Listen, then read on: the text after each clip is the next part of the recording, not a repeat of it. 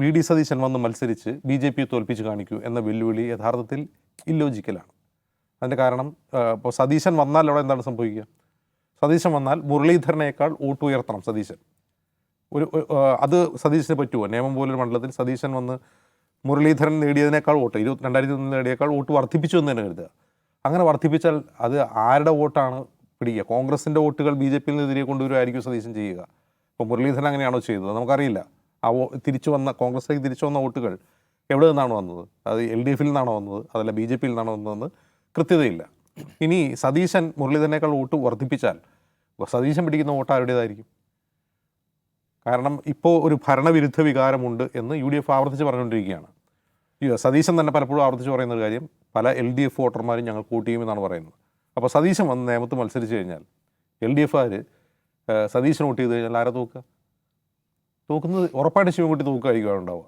അപ്പോൾ അതൊരു ഇല്ലോജിക്കലായിട്ടുള്ള, കാരണം ഒരു ഇന്ത്യ മുന്നണി കക്ഷി എന്ന നിലയിൽ, രണ്ടുപേരും BJP എതിർക്കുന്ന കക്ഷി എന്ന നിലയിൽ വരൂ സതീശൻ ഇവിടെ ഒന്ന് മത്സരിച്ച് BJP തോൽപ്പിക്കൂ എന്ന് പറയുന്നത് ഇല്ലോജിക്കലാണ്. അപ്പം ശിവൻകുട്ടി നമുക്കറിയാം, ഈ മന്ത്രിസഭയിൽ അത്യാവശ്യം ഇമേജുള്ളൊരു മന്ത്രിയാണ്. അദ്ദേഹത്തിൻ്റെ പാസ്റ്റൊക്കെ പലപ്പോഴും പറഞ്ഞാലും ഈ സഭയിൽ അലമ്പുണ്ടാക്കിയ കഥയൊക്കെ പറഞ്ഞാൽ പോലും ഒരു അഡ്മിനിസ്ട്രേറ്റീവ് സ്കില്ല് പ്രകടിപ്പിച്ചിട്ടുള്ളൊരു മന്ത്രിയാണ് അദ്ദേഹം. എന്ന് മാത്രമല്ല, നിർണായക സന്ദർഭങ്ങളിൽ ഈ മന്ത്രിസഭയിലെ മറ്റുള്ള മന്ത്രിമാരെക്കാൾ വോക്കലായി ശക്തമായി RSSനെതിരെ BJPക്കെതിരെ സംസാരിക്കുന്ന ഒരാൾ കൂടിയാണ്. അതിനൊരു കാരണം കൂടിയുണ്ട്. അദ്ദേഹം മത്സരിക്കുന്നത് BJPക്കെതിരെയാണ് അദ്ദേഹത്തിൻ്റെ മണ്ഡലത്തിൽ. അപ്പോൾ അദ്ദേഹത്തിന് കൂടുതലായി BJPക്കെതിരെ സംസാരിക്കേണ്ടി വരും. അധിക ബാധ്യത LDFിലുണ്ട്, LDF മന്ത്രിസഭയിലുണ്ട് അദ്ദേഹത്തിന്. അദ്ദേഹം കൂടുതലായിട്ട് പറയുക മാത്രമേ ഉള്ളൂ, നടപടികളിൽ പലപ്പോഴും കാണാറില്ല. അപ്പോൾ ഉദാഹരണത്തിന് പാലക്കാട് സ്കൂളിലെ ബോംബ് പൂട്ടി കഴിഞ്ഞപ്പോൾ പറഞ്ഞാൽ എപ്പോൾ തന്നെ സ്കൂൾ പൂട്ടിക്കും, DDയുടെ റിപ്പോർട്ടിങ് വരട്ടെ എന്ന് പറഞ്ഞാണ്, ഒന്നും ഉണ്ടായില്ല. അങ്ങനെ ഒരുപാട് ഉദാഹരണങ്ങൾ വരാനുണ്ട്. പക്ഷെ അദ്ദേഹം പറയുന്നുണ്ട്, നിലപാട് സ്വീകരിക്കുന്നുണ്ട്. അപ്പോൾ അദ്ദേഹം ഇപ്പോൾ എന്തിനാണ് സതീശനുമായി കുറക്കുന്നതെന്ന് ചോദിച്ചാൽ, LDFിൻ്റെ ഈ തെരഞ്ഞെടുപ്പിലെ പ്രധാനപ്പെട്ട ഒരു പൊളിറ്റിക്കൽ സ്ട്രാറ്റജി സതീശനെ ആക്രമിക്കുക എന്നുള്ളതാണ്. കാരണം തെരഞ്ഞെടുപ്പ് എന്ന് പറഞ്ഞാൽ മുന്നണികൾ തമ്മിലുള്ള, ഐഡിയോളജികൾ തമ്മിലുള്ള മത്സരം മാത്രമല്ല, നേതാക്കൾ തമ്മിലുള്ള പോരാട്ടം കൂടിയാണ്.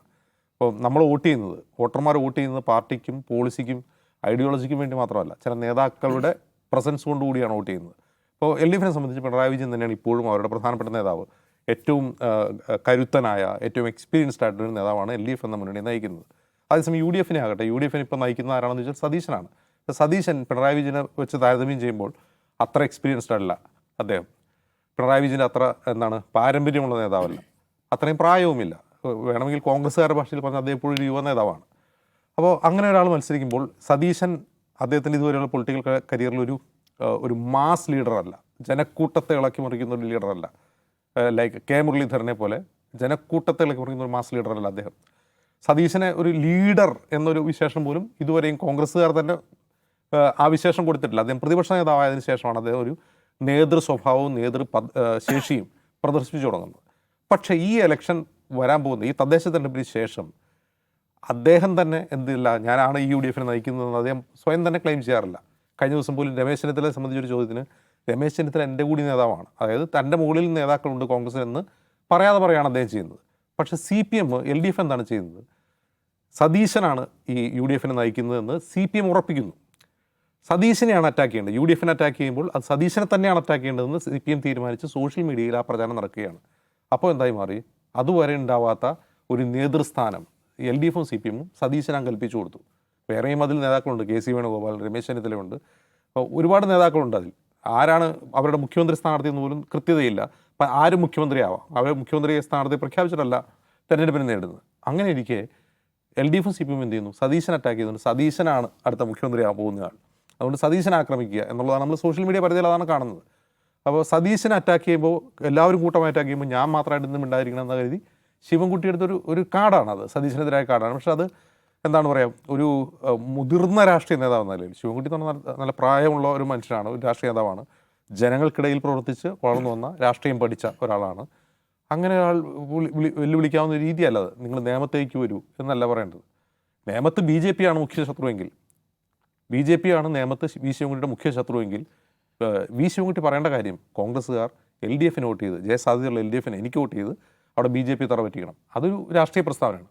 അതല്ലാതെ പറവൂരിൽ മത്സരിക്കുന്ന VD സതീശൻ നേമത്ത് വന്ന് BJP തോൽപ്പിക്കണം എന്ന് പറയുന്നത് ശിവൻകുട്ടിക്ക് നേമത്ത് BJP തോൽപ്പിക്കാൻ കെൽപ്പില്ല എന്ന് പറയാതെ പറയുന്നതിന് തുല്യമാണ്. അങ്ങനെയല്ലല്ലോ. അദ്ദേഹം പറഞ്ഞ മറ്റൊരു കാര്യം, പറവൂരിൽ